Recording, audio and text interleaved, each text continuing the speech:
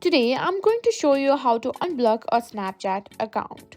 This process is straightforward, so let's get started. First, open the Snapchat application on your device and make sure you're logged into your account. Now tap on your profile icon and go to your account settings. Scroll down and find on blocked accounts, blocked users. Here you can find the users that you've blocked. Now here you can see next to their username, you'll see an X or cross. Tap on it and a confirmation will pop up whether you want to unblock them or not.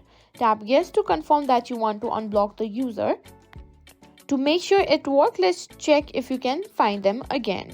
Go back to the main screen and tap on the search bar and search for the person you unblocked. Type in their username if they appear in the search results. Congratulations, you've successfully unblocked them. And that's it, you've successfully unblocked a Snapchat account in 2024.